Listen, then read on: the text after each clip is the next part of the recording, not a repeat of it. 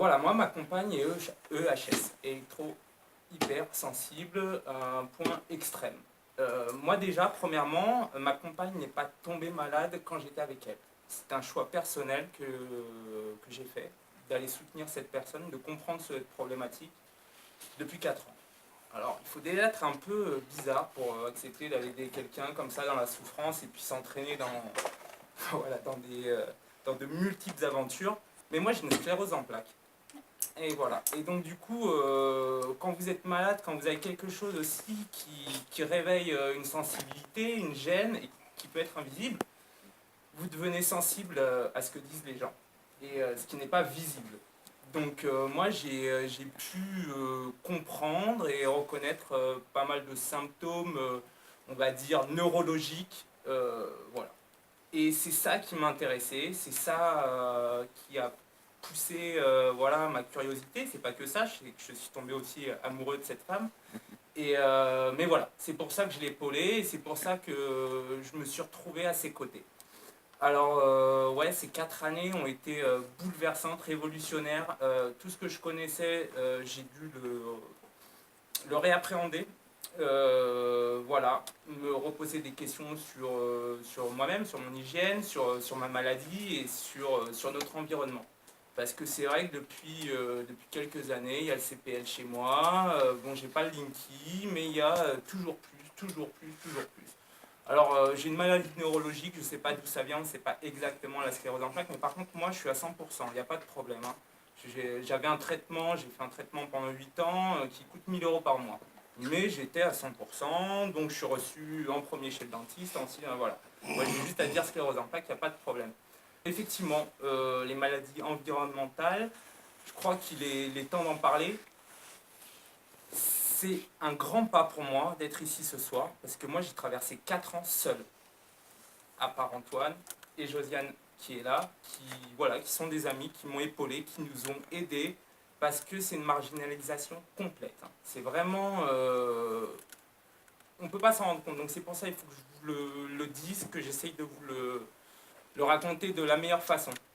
Voilà, c'est toujours un sujet, et c'est pour ça qu'aujourd'hui, on en est là, 4 ans après, j'en parle devant des gens, avec un médecin, avec Michel, avec voilà, des initiatives qui permettent de sortir de l'ombre. Donc je crois qu'il faut vraiment profiter de ça et le mettre en avant.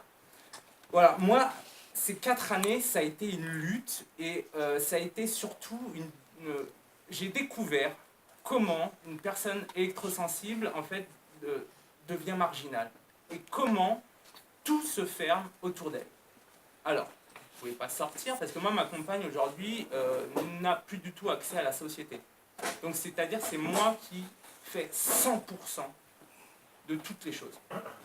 Que ça soit aller jeter des serviettes hygiéniques, aller faire des démarches, aller poster du courrier, rencontrer différents voilà, médecins qui veulent bien se rendre à ses côtés, la défendre auprès de la MDPH, faire les courses. Nous, on habite à 1300 mètres d'altitude. Elle habite à 1300 mètres d'altitude. Sans électricité, bien évidemment, sans eau courante, sans aucun confort. Nous, on est au 21e siècle et on vit comme au Moyen-Âge.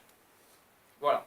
Et on doit lutter tous les jours là-dedans. Donc, en plus, je dirais que les gens ne le comprennent pas intellectuellement.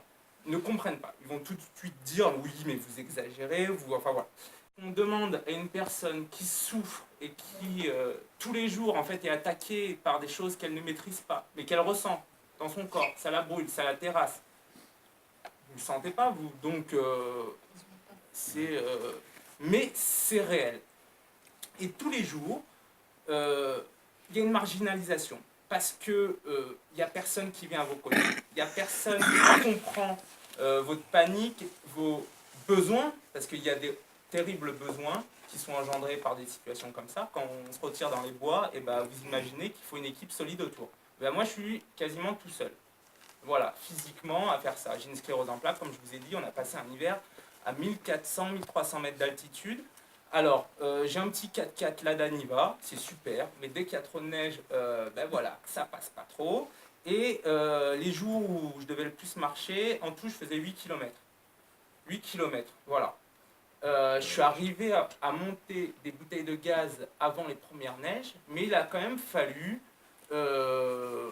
réapprovisionner en gaz pendant l'hiver. Donc moi j'avais un traîneau et je me tapais traîner sur 4 km et une bouteille de gaz, un jour après l'autre, tout ça, pour ramener, pour ramener.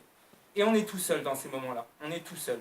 Face voilà, à notre résistance, face à ce qu'on peut donner.